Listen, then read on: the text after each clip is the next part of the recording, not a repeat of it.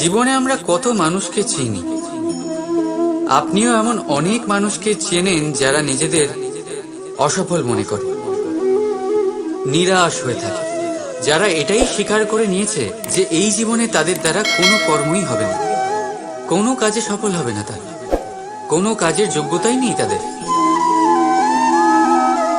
কিন্তু এমনটা একদমই নয়।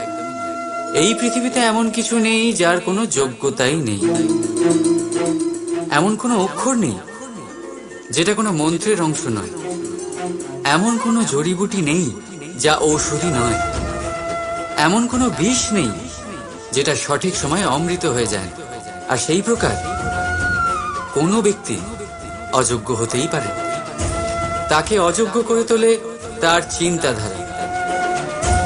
এই জন্য আত্মবিশ্লেষণ করুন, নিজের আত্মাকে নিজেই চিনতে পারবেন, নিজের অন্তরাত্মাকে জাগ্রত করুন।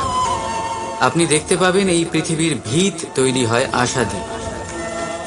সেই পৃথিবীতে নিরাশা, হতাশা আর হারের মতো শব্দগুলির কোনো অস্তিত্বই নেই। রাধা রাধা।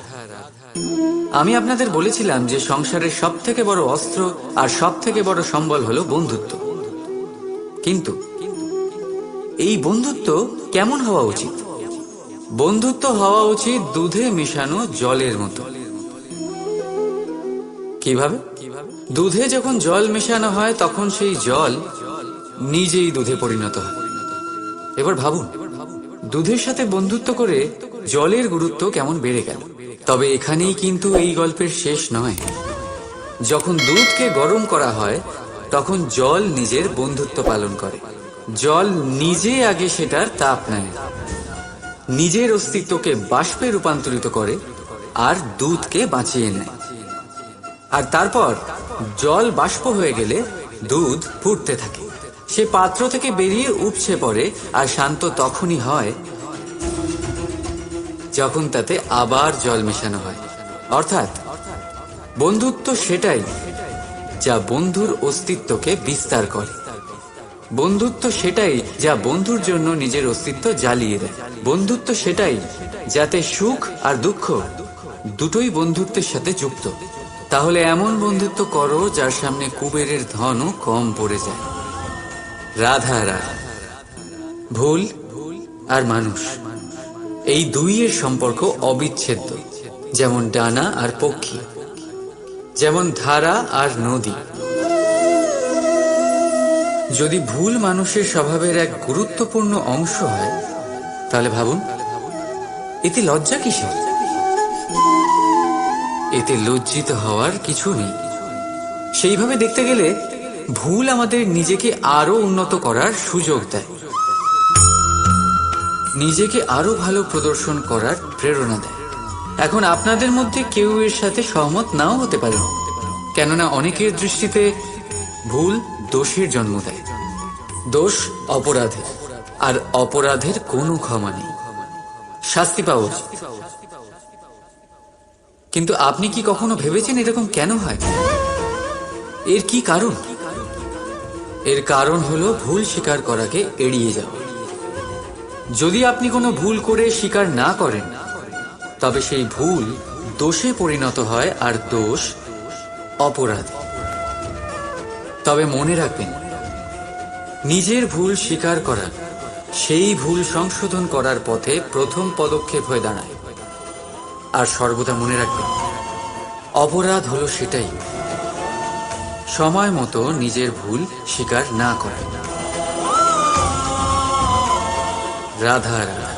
মানুষ অন্য কোনো বস্তু বা ভাবের সাথে পরিচিত হোক না হোক, ভয় আর ভবিষ্যৎ, এই দুই মানুষের মনে সর্বদা থাকে।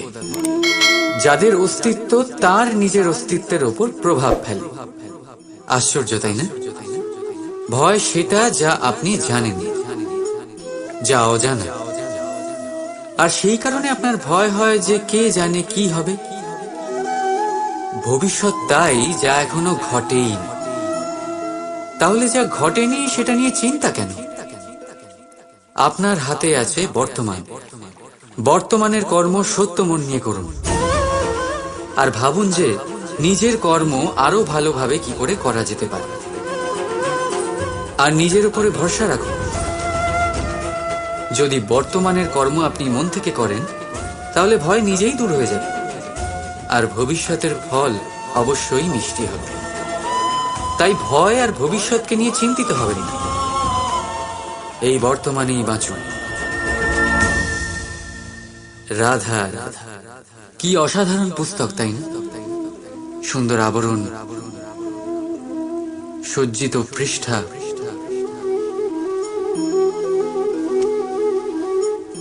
কিন্তু একে কি সত্যি অসাধারণ পুস্তক বলে গণ্য করা যায়? এটাতে যা লেখা আছে তা কি সত্য, প্রেরণাদায়ী, আমাদের জন্য মূল্যবান? কি করে নিশ্চিত হওয়া যায় এই বিষয়ে? এবার আপনারা বলবেন, এ তো সহজ ব্যাপার। আবরণ দেখে পুস্তকের গুণ বিচার করা যায় না। তার জন্য আপনাকে সেটা পড়তে হবে, সেটা বুঝতে হবে, সময় দিতে হবে, তাই না? একদম ঠিক ভাবছেন আপনারা। আশ্চর্য বিষয় হলো এটাই, একটা পুস্তকের ব্যাপারে আপনারা এই সব কিছু জানেন, কিন্তু কোনো ব্যক্তির ব্যাপারে আপনারা এইসব কথা নিয়ে একদম ভাবেন না। ব্যক্তির মূল্যায়ন তার বস্ত্র দিয়ে, তার শারীরিক রূপ দিয়ে বা তার সৌন্দর্য দিয়ে করা যায় না। তার জন্য আপনাকে সেই ব্যক্তির মন পড়তে হবে, বুঝতে হবে, তাকে সময় দিতে হবে। কিন্তু আমরা কি করি? গঠন, রং আর সৌন্দর্য দেখে আকৃষ্ট হয়ে যাই, সেটাকে প্রেম ভেবে বসি। আর প্রত্যেক দিন কাউকে না কাউকে এটা বলতে শোনা যায় যে তার প্রেম কাহিনী সফল হল, সে প্রতারিত হয়েছে। কিন্তু এতে দোষ আর কারণ নয়, স্বয়ং আপনার। আপনি সেই ব্যক্তিকে সময় দেন, আপনি সেই ব্যক্তির বিচারধারা পরখ করেন। প্রেম কিছু মুহূর্তে তৈরি হওয়ার রন্ধন, এর স্বাদ আস্বাদন করার জন্য আপনাকে জীবনভর সময় দিতে হবে। তাহলে সময় দিন, একে অপরের রূপকে নয়, আত্মাকে চিন। আর অতি অবশ্যই মন প্রসন্ন হয়ে বলে উঠবে, রাধা রাধা। মানুষের ভাবনা সংসারে সবচেয়ে গভীর, বা বলতে পারেন সবচেয়ে কঠিন ভাব। কখন কি ঘটে যাওয়ার পরে এই মন কি ভেবে বসবে, এটা বলা অসম্ভব। আর আমাদের এই ভাবনা অনেক সময় আমাদের মনে হীন চিন্তা নিয়ে আসে। আমরা সবসময় আমাদের ওপরের শ্রেণীর লোকেদের লক্ষ্য করি, তাদের জীবনের বিশ্লেষণ করি, আর তারপর নিজেকে হীন মনে করি। ও কত ধনশালী, ও কত বলশালী, আর আমার কাছে তো কিছুই নেই। আমি নিঃস্ব, আমি হীন, এই সংসারের জন্য আমি কিছুই নই। মনে হয় না এরকম? কিন্তু আসলে তা নয়। আপনার কাছে অনেক কিছু আছে, পরখ করে দেখে নিন।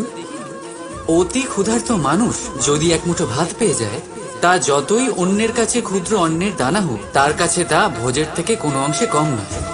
তাই যখনই মনে হীন চিন্তার উদ্রেক হবে, আপনজনদের দিকে তাকান, তাদের কথা ভাবুন। আপনার বিশ্বাস হয়ে যাবে, আপনি যতই মনে করেন এই সংসারের জন্য আপনি কিছুই নন, কিছু মানুষের জন্য আপনি গোটা সংসার সমান।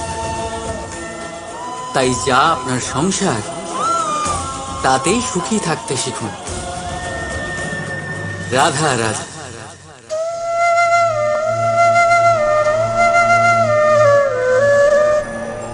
আশ্চর্য হচ্ছেন না আপনারা যে আমি কি করছি, কি লিখছি? দেখতে চান? এবার আপনারা ভাবছেন আমি মাটিতে মাটি কেন লিখছি। এর পেছনে একটা বড় কারণ আছে, কিন্তু সেটা বিশ্লেষণ করার আগে আমাকে একটু জলের ওপর জল লিখতে দিন।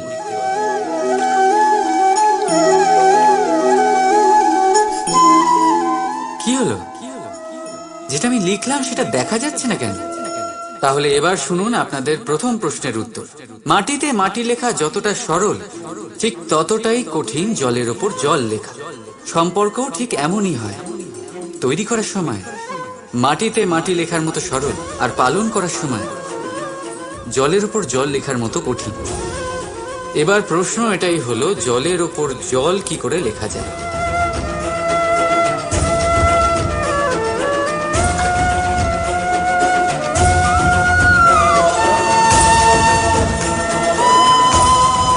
যেভাবে এই পাথরগুলো জলের মধ্যে ডুবে জলের গভীরে চলে গেল, ঠিক এইভাবে আমাদের সম্পর্ক পালন করতে হবে। এই পাথরের মতো নিষ্ঠা সহকারে গভীরে যেতে হবে। সম্পর্ক কখনোই ভাঙবে না। রাধা রাধা। গ্রন্থে লেখা আছে যে মানুষ যদি মৌন থাকতে শিখে যায় তাহলে তার অধিকাংশ সমস্যারই সমাধান হয়ে যাবে।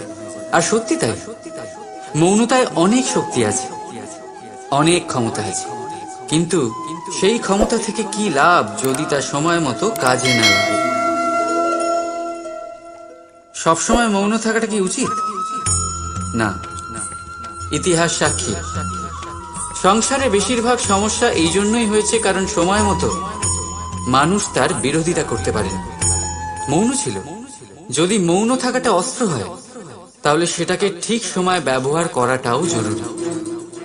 যদি অকারণে মৌন থাকেন তাহলে অন্যায়ের কাছে সেটা সম্মতি হয়ে দাঁড়াবে, আর ধীরে ধীরে সেটা আপনার স্বভাবে পরিণত হবে, আপনার অভ্যেস হয়ে দাঁড়াবে, আর তারপর আপনার ব্যক্তিত্ব একটা সামান্য প্রাণহীন পাথরে পরিণত হবে। প্রয়োজন পড়লে নিজের বাণীর সদ্ব্যবহার করতে শিখুন। বাণীকে কখন বশে রাখবেন আর কখন মৌন থাকা উচিত নয়, এর থেকেও বেশি গুরুত্বপূর্ণ এটা বিচার করা যে কখন মৌনতা ভাঙতে হবে। রাধা রাধা।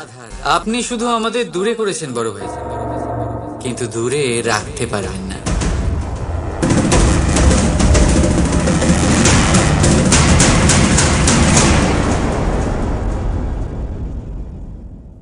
জীবনে আমরা কত মানুষকে চিনি।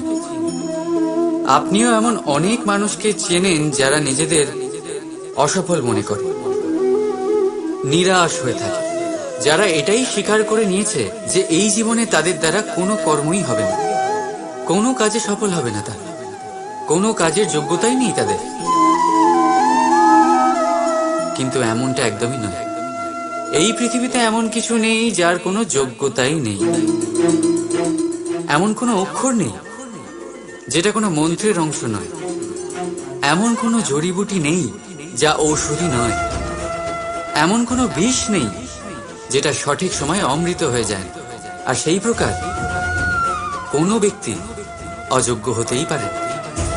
তাকে অযোগ্য করে তোলে তার চিন্তাধারা। এই জন্য আত্মবিশ্লেষণ করুন। নিজের আত্মাকে নিজেই চিনতে পারবেন। নিজের অন্তরাত্মাকে জাগ্রত করুন। আপনি দেখতে পাবেন এই পৃথিবীর ভিত তৈরি হয় আশা দিয়ে। সেই পৃথিবীতে নিরাশা, হতাশা আর হারের মতো শব্দগুলির কোনো অস্তিত্বই নেই। রাধা রাধা। यदा यदा हि धर्मस्य ग्लानिर्भवति भारत अभ्युत्थानं अधर्मस्य तदात्मानं सृजाम्यहम्। যখন যখন পৃথিবীতে পাপ বাড়ে, ধর্মের হানি হয়, তখন তখন আমি আসি। এটা তো আপনারা সবাই জানেন, কিন্তু এটা কখনো ভেবে দেখেছেন যে কেন আমি এই মর্তলোকের প্রাণী হিসেবেই অবতীর্ণ হই? কেন আমি মানুষ রূপে আপনাদের মাঝেই থাকি? আজ বলছি, সংসারে পাপ আর পুণ্য সমতা বজায় রাখে, কিন্তু যখন পাপ তার সীমা পার করে যায় আমাকে আসতেই হয়। কারণ এই যে আপনারা আমাকে বিস্মৃত হন। আশ্চর্য হবেন না, আমি আপনাদের মধ্যেই থাকি, শুধু আপনারা নিজেদের অন্তরে থাকা পরমাত্মাকে বিস্মৃত হন। এই জন্য আমাকে আসতে হয় আপনাদের এটা বলতে, সমস্ত শক্তি আপনাদের মধ্যেই আছে। কিন্তু আপনারা কি করেন? আমাকে সম্মান করেন, আমাকে পুজো করেন আর শক্তি প্রার্থনা করেন। বিভিন্ন রকমের চাহিদা আমার সম্মুখে রাখেন। আমার আপনার শ্রদ্ধায় কোনো আপত্তি নেই। আমার আপত্তি আছে সেই ভাবনায় যা আপনাকে দুর্বল করে দেয়। পরমাত্মার উপর শ্রদ্ধা রাখুন, কিন্তু নিজের আত্মার উপরও বিশ্বাস রাখুন। কারণ এই সংসারে এমন কিচ্ছু নেই যা আপনারা করতে পারবেন না। প্রতি নরের মধ্যে নারায়ণ বিরাজ করেন, আর প্রতি নারীর মধ্যে লক্ষ্মী। তাহলে চিনুন নিজের অন্তরের নারায়ণকে, আর বদলে দিন সময়ের চক্রবর্তী। আমি খুশি হব জেনে আমার অবতীর্ণ হওয়ার বাস্তবিক প্রয়োজন আপনারা বুঝতে পেরেছেন। এখন শঙ্কা ত্যাগ করে শঙ্কর হয়ে যান, না হলে পাথরের মতো বেঁচে থাকতে হবে। রাধা রাধা। কখনো আপনারা ভেবেছেন এই সংসারে আমরা কার সাথে সবচেয়ে বেশি জড়িত? আপনারা কেউ বলবেন মাতা পিতা, কেউ বলবেন মিত্র, কেউ বলবেন স্ত্রী, আর কেউ বলবেন সন্তান। কিন্তু না, যদি এই সংসারে কারোর সাথে আমরা জড়িত থাকি, তাহলে তা সময়। সময়ই আমাদের অতীত, সময়ই আমাদের বর্তমান, আর সময়ই আমাদের ভবিষ্যৎ। আর আমরা কি করি? সব থেকে বেশি জড়িত সময়কে, সবচেয়ে বহুমূল্য সম্পত্তিকে আমরা নষ্ট করে দিই। কেউ ভবিষ্যতের জন্য উজ্জ্বল স্বপ্ন বনি, কেউ অতীতকে দোষারোপ করে। কিন্তু একটু ভেবে দেখুন, আপনার অতীতকে আপনি ভাবনা চিন্তা করে বদলে দিতে পারবেন না। আর ভবিষ্যতের ব্যাপারে চিন্তা ভাবনা করে যদি আপনি আপনার বর্তমান নষ্ট করে দেন, তাহলে আপনার ভবিষ্যৎও আপনার অতীতের মতোই হবে। এই জন্য আজকের ব্যাপারে ভাবুন, সেটাকে উজ্জ্বল করে তুলুন। আপনার অতীত আর আপনার ভবিষ্যৎ নিজেই উজ্জ্বল হয়ে যাবে। রাধা রাধা। অনেক সময়ই আপনার বয়োজ্যেষ্ঠরা বলেছেন যে এই সংসার দুঃখে ভরা, আর ঈশ্বর ভক্তি সেই দুঃখকে দূর করার পথ।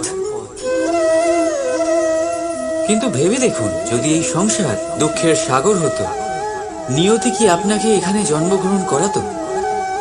ঈশ্বর কি এখানে অবতার রূপে আসতেন?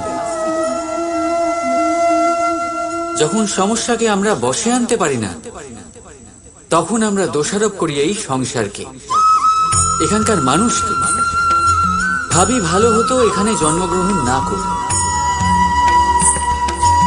একজন চাষি এক অনুর্বর জমিতে চাষ করেন, আর নিজের পরিশ্রম দিয়ে সেই জমিকে করে তোলেন সুজলা সুফলা। একজন দর্জি, যার কাছে একটা সামান্য কাপড় আসে, নিজের পরিশ্রম দিয়ে সেটাকে একটা সুন্দর পোশাকে পরিণত করেন। আপনিও পরিশ্রম করুন। এটা গুরুত্বপূর্ণ নয় আপনি সংসারের কোন স্তরে এসেছেন, এটা গুরুত্বপূর্ণ নয় আপনি এখানে কি করে এসেছেন। যদি গুরুত্বপূর্ণ কিছু থাকে, তা হলো সংসার ছেড়ে যাওয়ার সময় আপনি এই সংসারকে কিরকম রেখে গেলেন। তাহলে এই ভেবে বাঁচুন যে কারোর জন্য যা নরক, তাকে তার কাছে স্বর্গ করে তুলতে পারলে আপনার জীবন আর আপনার সংসার দুই ধন্য হয়ে যাবে। রাধা রাধা। আমাদের সবার কখনো না কখনো তো ক্রোধের উদ্রেক হয়, আর তা তো হবেই। আমরা মানুষ, এই ভাবের সাথে আমরা জড়িত। কিন্তু এই ক্রোধ কেন হয় ভেবেছেন কখনো আপনারা? এই ক্রোধ তখনই হয় যখন কোনো কিছু আমাদের মনোপুত হয় না। যেমন কেউ আমাদের কথা না শুনলে, বা যদি আমাদের পরাজিত হতে হয়। কিন্তু এই সব পরিস্থিতির ভিত্তি একটাই, যে কোনো কোনো সময় কোনো কোনো জায়গায় আমরা দুর্বল। ক্রোধ জন্ম নেয় আমাদের দুর্বলতা থেকে, আর তারপর সেটা আমাদের সব থেকে বড় দুর্বলতা হয়ে দাঁড়ায়। আর যদি ক্রোধকে বশ না করা যায়, তাহলে ভ্রম জন্ম নেয়। আর যদি এই ভ্রমকে বশে না আনা যায়, তাহলে বিবেক চঞ্চল হয়ে ওঠে। আর এই চাঞ্চল্যকে বশ না করতে পারলে ব্যক্তির তর্ক শক্তি নষ্ট হয়ে যায়, ভাবনা চিন্তা করার ক্ষমতা শূন্য হয়ে যায়, আর তখন সেই ব্যক্তির পতন ঘটে। তাই জন্য নিজের ক্রোধকে বশে রাখুন, আর নিজের মনকে শান্ত হতে বলুন। রাধা রাধা।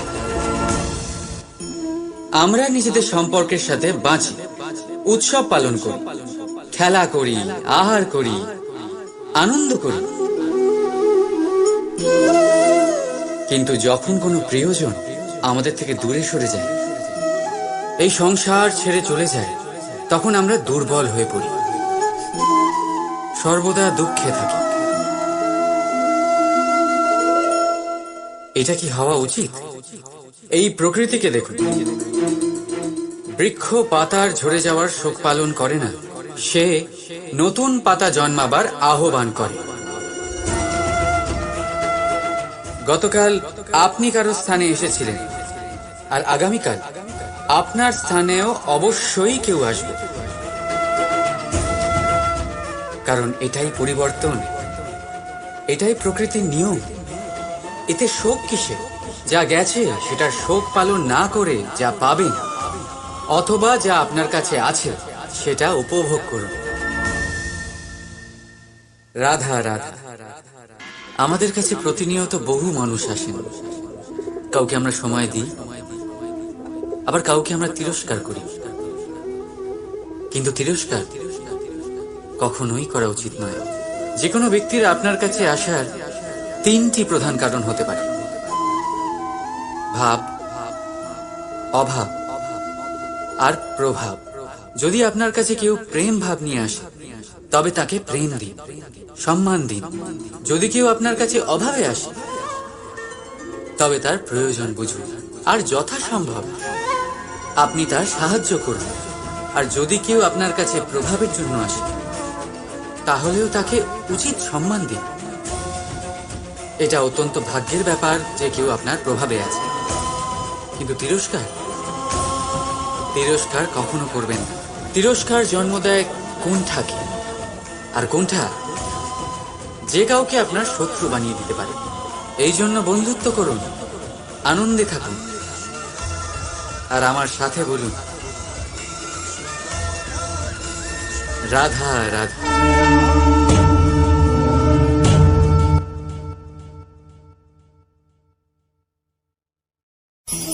কি অমূল্য, কি সুন্দর এই রত্ন। এবার ভেবে দেখুন, যদি আমি এই রত্নকে ব্যবহার করি আখরোট ভাঙার জন্য, তাহলে কি হবে? বা ভেবে দেখুন, এই রত্ন নিয়ে আমি যদি বন্ধুদের সাথে খেলা করতে শুরু করে দিই, তাহলে কি হবে? আপনি তো হাসবেন আমার ওপর। আপনি বলবেন, এত অমূল্য একটা রত্ন, এর দ্বারা কত দুঃখ দূর করা সম্ভব। এই মূল্যবান রত্নের আমি অপব্যবহার করছি। একদম ঠিক বলেছেন, আমি মেনে নিচ্ছি। মূল্যবান বস্তুর অপব্যবহার করা অনুচিত, কিন্তু আপনিও তো তাই করছেন, তাই না? ভেবে দেখুন, মানুষ এই সংসারের সর্বশ্রেষ্ঠ প্রাণী, আর মানুষের এই শরীর সব থেকে মূল্যবান রত্ন। এবার এর সাথে আপনি কি করছেন? অপব্যবহার করছেন না, নিজের স্বাস্থ্যের যত্ন নিচ্ছেন না, আপনি অনুচিত পথে চলছেন, শুধুমাত্র ধন অর্জন করার জন্য পাপ কাজ করছেন। কি না করছেন? এটা অপব্যবহার নয়? ভেবে দেখুন, আমরা এই মানব শরীরের সাথে কি করতে পারি। যদি এর আমরা সদ্ব্যবহার করি, তাহলে অনন্ত পুণ্য অর্জন করতে পারি, যার দ্বারা শুধুই নিজেকে নয়, বরং আমাদের আশেপাশের সকলকে সন্তোষ প্রদান করতে পারি। তাই সংকল্প নিন, এটাই যে মানব শরীরের আমি সদ্ব্যবহার করব, পুণ্যের পথে চলব, সকলের মঙ্গলের জন্য, সকলের প্রসন্নতার জন্য। এই কর্ম করুন, এই পথে চলতে থাকুন। এই মন সন্তোষ বোধের সাথে বলবে রাধা রাধা।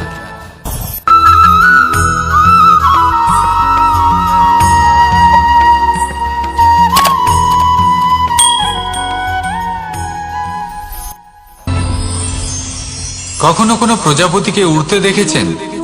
কি সুন্দর উড়ে বেড়ায় সে, এক ফুল থেকে অন্য ফুলে, এক পাতা থেকে অন্য পাতার উপর। কিন্তু সে কিভাবে উড়তে শেখে কখনো ভেবেছেন? জন্ম থেকেই কিন্তু প্রজাপতির ডানা থাকে না, ও কিন্তু ছোট্ট একটা ডিমের আকারে জন্ম লাভ করে। তারপর সেই ডিমটি ভেঙে একটি কীট বাইরে আসে। আস্তে আস্তে সে বড় হয়, ওর শক্তি বৃদ্ধি পায়। তারপর সে সেই কীট দশা ত্যাগ করে নিজের ডানাগুলি মেলে। এই প্রক্রিয়া তার কাছে সরল নয়, অত্যন্ত যন্ত্রণাদায়ক প্রক্রিয়া, কিন্তু সে সেই যন্ত্রণা মেনে নেয় আর তারপর আস্তে আস্তে সে উড়তে শেখে। শুধুমাত্র আকাশে উড়ে বেড়ায় তা নয়, আমাদের মনের মাঝে উড়ে বেড়ায়। এবার এই ডিম থেকে প্রজাপতি হয়ে ওঠার যে যাত্রা, এটা যতটা কঠিন ততটাই কঠিন হয় এই সংসারে শ্রেষ্ঠ কর্ম করা, ততটাই কঠিন হয় এই সংসারে মহান হয়ে ওঠা। সেই জন্য প্রয়োজনীয় প্রচেষ্টা এবং সময়।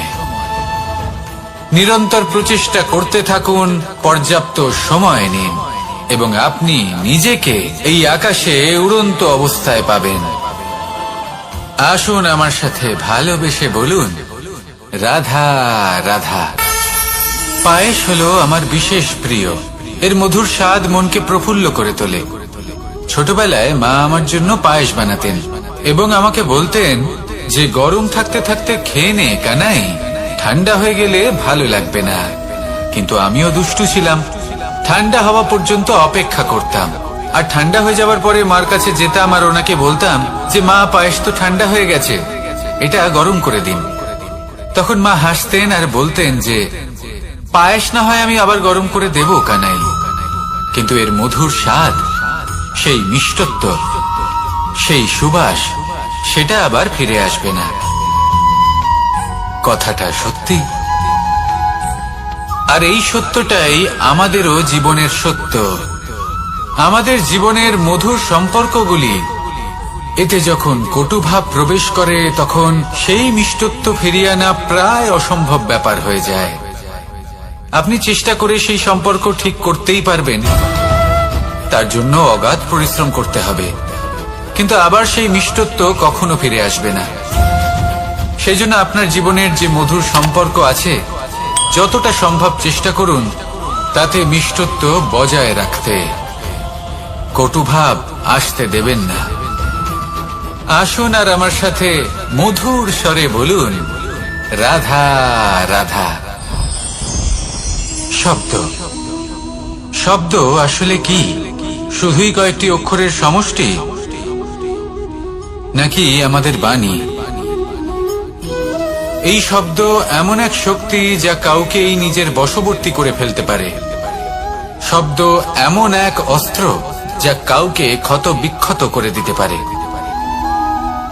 এই শব্দ হলো একটি নাদ স্বরূপ যা কোনো ঘুমন্ত ব্যক্তিকেও জাগিয়ে তুলতে পারে এবং নিজের লক্ষ্যের দিকে অগ্রসর করতে পারে। শব্দে এত শক্তি আছে যে কারোর মনে এতটা আঘাত দিতে পারে যে সে হয়তো জীবনে আর কখনো এগোতেই পারল না। তাহলে এই শব্দের প্রয়োগ খুব ভেবেচিন্তে করবেন। এবং এই শব্দের মতোই হলো নীরবতা। অনেক সময় এই নীরবতা আমাদের সহায়ক হয়ে ওঠে, অনেক সময় এটা আমাদের অনুশোচনাকে অনেক বেশি বাড়িয়ে তুলতে পারে। ভীষ্ম পিতামহ, অঙ্গরাজ কর্ণ, যখন দ্রৌপদীর বস্ত্রহরণ হচ্ছিল তখন এনারা নীরব ছিলেন।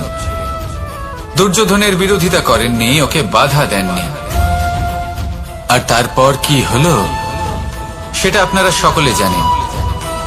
দেখতে গেলে নীরবতা চুপ করে থাকা, কিন্তু যদি কোনো দুষ্টের সামনে চুপ করে থাকেন, যদি তার বিরোধিতা না করতে পারেন, তাহলে এই নীরবতাই অনেক বড় পাপের আকার ধারণ করে।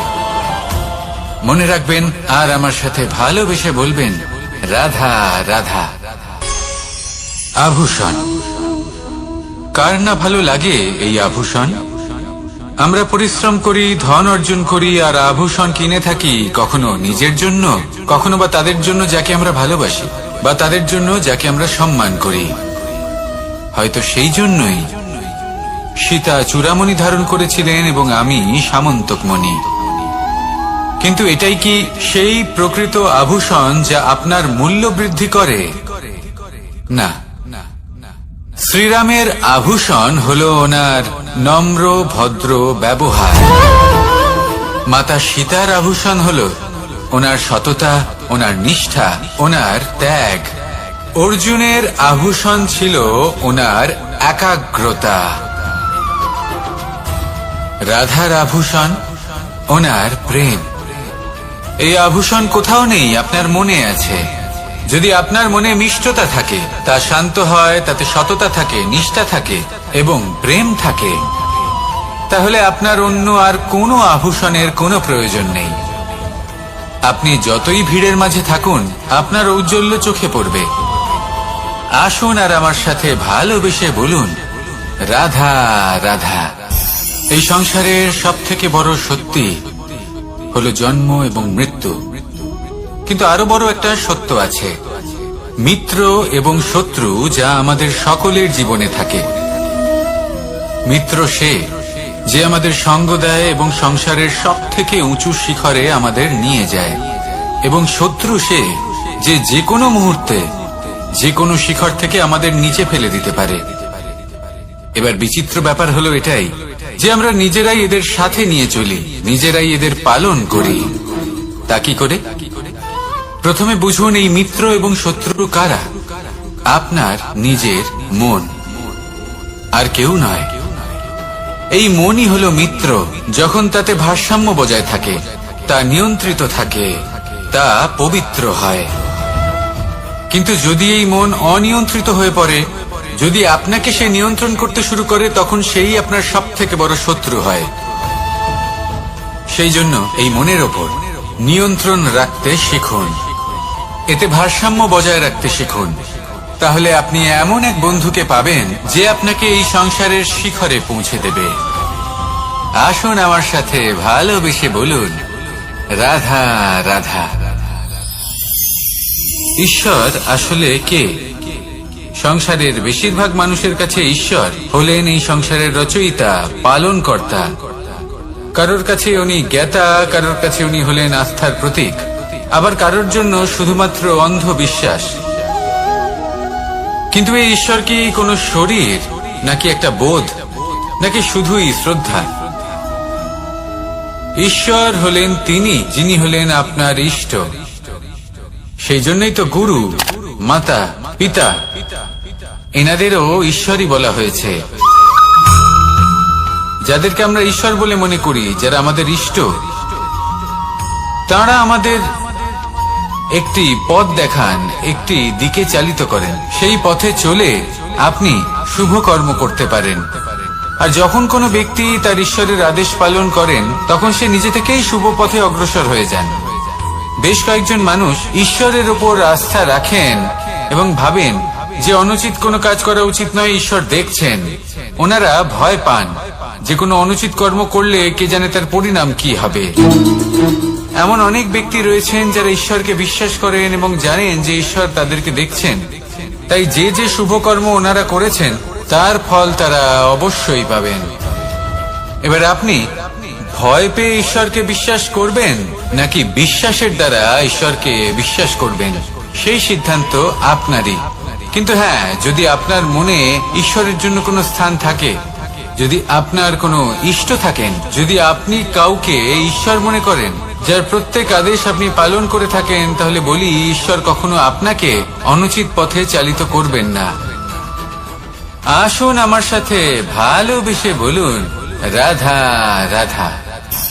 এই সংসারে ভিন্ন ভিন্ন ধরনের গাছ আছে, অসংখ্য ধরনের প্রজাতি আছে। কিছু গাছ পাতা দিয়ে থাকে, কিছু ফুল, কিছু ফল। কেউ ছায়া প্রদান করে, কেউ শীতলতা প্রদান করে, কেউ নিজেকে খুব কষ্ট দিয়ে এই সংসারের বিকাশে সহায়ক হয়ে ওঠে। কিন্তু এই সবার মধ্যে একটা বিষয় কিন্তু সমান, এরা প্রত্যেকেই পাতা ছাড়া, ফুল ছাড়া, ফল ছাড়া জীবিত থাকতেই পারে, কিন্তু কোনো বৃক্ষই শিকড় ছাড়া বেঁচে থাকতেই পারে না। এটাই হলো রাধার। ঠিক সেইভাবেই আমাদের জীবনে শক্তি হোক, ধন হোক বা সাফল্য হোক, আমাদের বা আমাদের পরিবারের প্রসন্নতাই হোক, এই সব কিছুর আধার হলো, সবকিছুর মূল হলো পরিশ্রম। তাই জীবনে চিরকাল পরিশ্রম করতে থাকুন। যদি আপনি জীবনে মহান হবার পথে অগ্রসর হতে চান, তাহলে পরিশ্রম করুন। এই পরিশ্রম দ্বারাই নিজের পরিবারকে প্রসন্ন করুন, নিজের বন্ধুদের প্রসন্ন করুন, এই সমাজকে গর্বিত করুন। আসুন আমার সাথে ভালোবেসে বলুন, রাধা রাধা। এই সংসারের সব থেকে বড় রোগ কোনটা? কেউ বলবে মানসিক রোগ, কেউ বলবে সেই রোগ যা সর্পদংশনের ফলে হয়ে থাকে। এই সংসারে ভিন্ন ভিন্ন ধরনের রোগ আছে এবং তার সাথে ভিন্ন ভিন্ন ধরনের যন্ত্রণাও রয়েছে। এমন একটা রোগ আছে যা চোখে দেখা যায় না, যা আপনার শরীরে কোনো দাগ রেখে যায় না, কিন্তু আপনার আত্মাকে পর্যন্ত ক্ষত বিক্ষত করে, অসুস্থ করে তোলে, বিনাশ করে দেয় আপনাকে এবং তার সাথে আপনার আত্মাকে। এই অসুখের নাম হলো লালসা। লালসা, যে কর্ম সাধন করেছেন তার থেকে বেশি ফল লাভ করার আশা। লালসা, যা আজ আছে তার থেকে অনেক বেশি লাভ করার ইচ্ছে। এই ইচ্ছে এই সংসারে সবার থেকে এগিয়ে থাকার আপনাকে প্রেরণা যোগাবে, কিন্তু তার জন্য আপনাকে অপরাধযোগ্য কাজ করতে উৎসাহিত করবে। আপনার বন্ধু, আপনার আত্মীয়, আপনার পরিবার, এই সবার থেকে আপনি কখন দূরে চলে যাবেন আপনি বুঝতেই পারবেন না। উচিত অনুচিত কোনটা, ধর্ম অধর্ম কোনটা, সব ভুলে যাবেন আপনি। সেই জন্য মনে রাখবেন, নিজের জীবনে যদি আপনি লালসার থেকে নিজেকে দূরে রাখতে পারেন, তাহলে এর অর্থ হলো যে আপনি এই সংসারের সব থেকে বড় অসুখের ওপর বিজয় লাভ করেছেন। আসুন আমার সাথে ভালোবেসে বলুন, রাধা রাধা। এই সাগর কত বিশাল আকার, কখনো শান্ত কখনো উত্তাল, কিন্তু এই সাগরকে এত মহান কে করে তুলল? জল। এবার এই জলের যাত্রা দেখুন, সেটা কতটা কঠিন। এই জল সাগরে থাকে। সূর্য ওকে এতটা উত্তপ্ত করে তোলে যে এই জল নিজের অস্তিত্ব হারিয়ে ফেলে এবং বাষ্পে পরিণত হয়ে হাওয়ায় মিলিয়ে যায়। তারপরে আকাশে যায় আর নিজের অস্তিত্ব আবার হারিয়ে ফেলে, মেঘে পরিণত হয়। তারপর এই মেঘ কোথাও গিয়ে কোনো পর্বতে ধাক্কা খায়, তারপর আবার এই জল নিজের অস্তিত্ব হারায়। তারপরে বর্ষার রূপ ধারণ করে তা বর্ষিত হয়, বা কোনো পর্বতের চূড়ায় তার শিখরে বরফের রূপ ধারণ করে। তারপরে এই বর্ষা মাটির দিকে নিজের যাত্রা শুরু করে। এবার মাটিতে ঝরে পড়া এই বর্ষা স্রোতের আকার ধারণ করে এবং আস্তে আস্তে বইতে থাকে। এই নদীর আকার ধারণ করে এবং নদী রূপে বইতে বইতে পাথরে ধাক্কা খায় বা কোনো পর্বতে ধাক্কা খায়, আর তারপর এই নদী এসে সাগরে সমাহিত হয়ে যায়। নদীর এই জল আবারও নিজের অস্তিত্ব হারিয়ে ফেলে, কিন্তু এইবার সেই জল নিজেই সাগরে পরিণত হয়। এটা আমাদের সকলের জন্য একটা শিক্ষা যে এই সংসারে জীবন এবং সময়ের হলো এক অনন্ত যাত্রা। এই সংসারে যা কিছু আছে তার সূত্রপাত কোথাও একটা হবেই। সেই জন্য মৃত্যু এবং সমাপ্তির চিন্তা ত্যাগ করে দিন, আর যে সূত্রপাত আপনি লাভ করছেন তার আনন্দ উপভোগ করুন। ভেবে দেখুন আপনি কিভাবে শ্রেষ্ঠ কর্ম করতে পারেন যাতে এই সংসার এবং এই সমাজ, এই দুইয়ের মঙ্গল সম্ভব। আসুন আমার সাথে ভালোবেসে বলুন, রাধা রাধা। মাকড়সার জাল দেখতে পাচ্ছেন? মাকড়সারা ভীষণ পরিশ্রম করে এটা তৈরি করে, নিজের শরীরের রস দিয়ে এই জাল বোনে। আপনি কি এটার উদ্দেশ্য জানেন? আসলে মাকড়সা এই জালে ছোট কীটপতঙ্গ ধরে তাদেরকে খাদ্যরূপে গ্রহণ করে। কিন্তু আপনি কি এই কথা জানেন যে একদিন মাকড়সা নিজেই নিজের জালে জড়িয়ে মৃত্যুবরণ করে থাকে?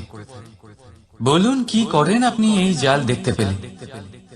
দেখতে পেলেই মুছে ফেলেন এর অস্তিত্ব, তাই না? তেমনি অন্যদিকে পাখির বাসা, পাখিরাও ভীষণ পরিশ্রম করে এটা তৈরি করে। কিন্তু যদি পাখি একদিন এটা ছেড়ে চলে যায়, তাহলেও লোকে এটা নষ্ট করে দেয় না। কারণটা কি? এর কারণ হলো এর নির্মাণ জীবন সঞ্চারের জন্য করা হয়েছিল, নষ্ট করার জন্য নয়। তাই মনে রাখবেন, জীবনে আপনার পরিশ্রম যতই বেশি হোক না কেন, যদি আপনার লক্ষ্য শুভ না হয়, তাহলে আপনারও বিনাশ নিশ্চিত। তাই সৃজন করতেই থাকুন আর মুগ্ধ হয়ে বলুন, রাধা রাধা।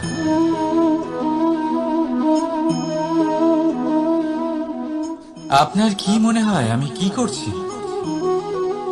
আপনি বলবেন আমি প্রদীপ জ্বালাচ্ছি, সঠিক। কিন্তু প্রশ্ন হচ্ছে